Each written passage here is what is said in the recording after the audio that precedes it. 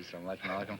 You were born in Omaha, is that right? Yes, sir. And your family left Omaha when you were, what, 1 year old? I imagine about a year old. And why did they leave Omaha? Well, to my understanding, the Ku Klux Klan burned down one of their homes in Omaha. They had a lot of Ku Klux This made Klan. your family feel very unhappy, I'm sure. Well, insecure, if not unhappy. So you must have a somewhat prejudiced point of view, a personally prejudiced point of view. In other words, you cannot look at this in a broad, academic sort of way, really, can you? I think that's incorrect, because despite the fact that that happened in Omaha, and then when we moved to Lansing, Michigan, our home was burned down again. In fact, my father was killed by the Ku Klux Klan.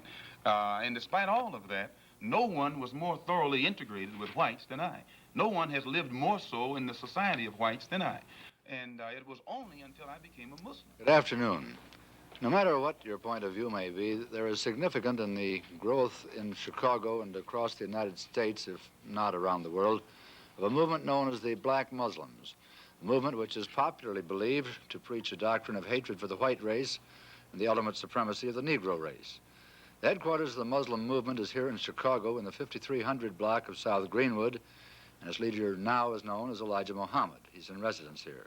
The most active person in the spreading of the Black Muslim movement is Elijah Muhammad's second-in-command, who calls himself Malcolm X. Now to the death of Rodney King, the man beaten at the hands of police 2 decades ago, sparking huge riots in Los Angeles and triggering a national conversation about race.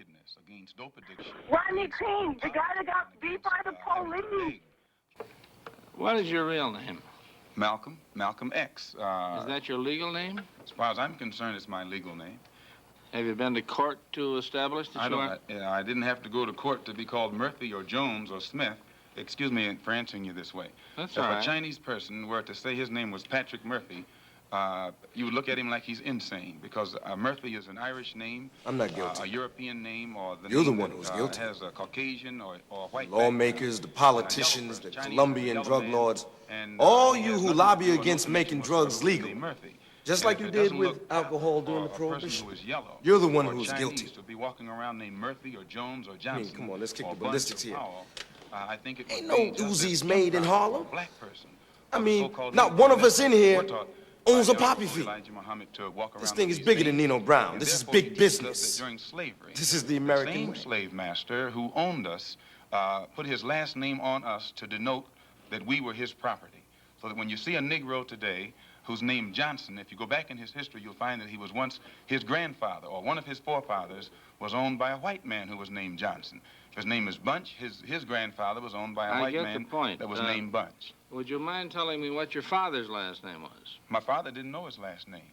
My father got his last name from his grandfather, and his grandfather got it from his grandfather, who got it from the slave master. The real names of our people were destroyed during slavery. Was there any line, any point in the genealogy of your family when you did have to use the last name, and if so, what was it? The last name of my forefathers was taken from them when they were brought to America and made slaves.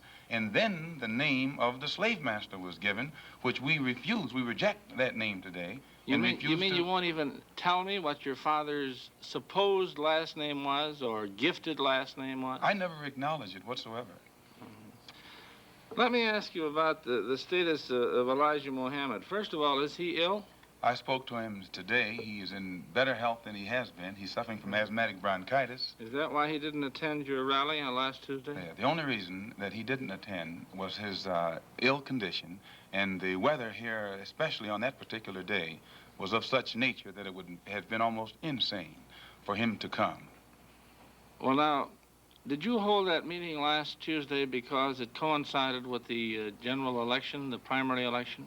I think if you study the history of Mr. Muhammad's work and religious work in this country, we've had our convention on February the 26th every year for, I think, the past 33 years.